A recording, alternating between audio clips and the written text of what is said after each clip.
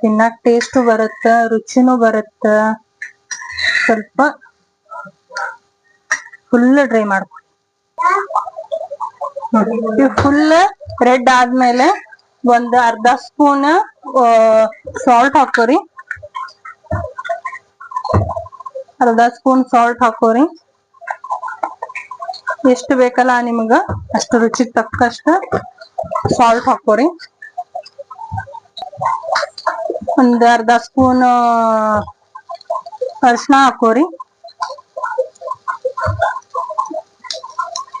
ಅರ್ಧ ಸ್ಪೂನ್ ಅರಿಶಿನ ಹಾಕೋರಿ. ನಾನಿಲ್ಲಿ ಮಸಾಲಾ ಖಾರ ಮಾಡೇನ್ರಿ. ಖಾರ ಹಿಂಗ್ ಬರತ್ರಿ. ನೀವ್ ಸಾದಾ ಖಾರಾನು ಖಾರ ಪುಡಿನೂ ಹಾಕ್ಬೋದ. ಇದಕ್ ಮಸಾಲಾ ಖಾರ ಹಾಕಿದ್ರ ಸ್ವಲ್ಪ ಟೇಸ್ಟ್ ಬರತ್ರಿ. ಹಂಗಾಗಿ ನಾನು ಮಸಾಲಾ ಖಾರಾನ ಹಾಕತೇನ್ರಿ. ಒಂದೂವರೆ ಸ್ಪೂನ್ ಅಷ್ಟ ನೀವು ಹಾಕೋಬಹುದ್ರಿ. ನಾನು ಸ್ವಲ್ಪ ಕೈಯಲ್ಲೇನ ಲೆಕ್ಕಾರಿ ನಂದ, ಹಂಗಾಗಿ ನಾನು ಕೈಲೇನ ಹಾಕತೇನ್ರಿ. ಚಲೋ ತನಕ ಹಾಕೊಂಡ ಮಿಕ್ಸ್ ಮಾಡ್ಕೋರಿ.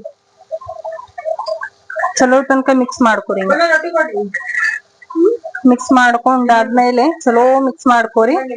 ಆಮೇಲೆ ಒಂದ್ ಅರ್ಧ ಲಿಂಬೆಹಣ್ಣು ಹಿಂಡ್ಕೋರಿ. ಒಂದ್ ಅರ್ಧ ಲಿಂಬೆಹಣ್ಣು ಹಿಂಡ್ಕೋರಿ. ಇದಕ್ಕ ಎಲ್ಲಾ ಆದ್ಮೇಲೆ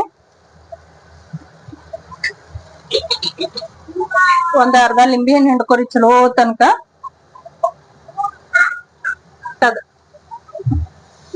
ಲಿಂಬೆಹಣ್ಣು ಹಿಂಡ್ಕೋರಿ. ಲಿಂಬೆಹಣ್ಣು ಹಿಡ್ಕೊಂಡ ಮಿಕ್ಸ್ ಮಾಡ್ಕೋರಿ ಅಷ್ಟೂನು. ಈಗ ಕೊತ್ಮೀರ್ ಹಾಕೋರಿ. ಸ್ವಲ್ಪ ಕೊತ್ಮೀರ್ ಹಾಕೊಂಡ ಮಿಕ್ಸ್ ಮಾಡ್ಕೋರಿ. ಫೈನಲ್ ಆತ್ ನೋಡ್ರಿ ನಮ್ದ ಗೋಬಿ ಫ್ಲವರ್ ಫ್ರೈ ಆತ್ ನೋಡ್ರಿ.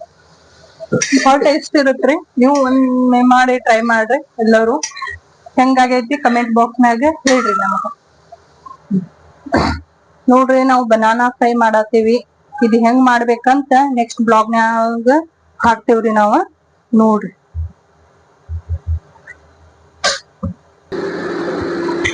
ನಮ್ಮ ಬನಾನಾ ಫ್ರೈ ಆಗತಾವ.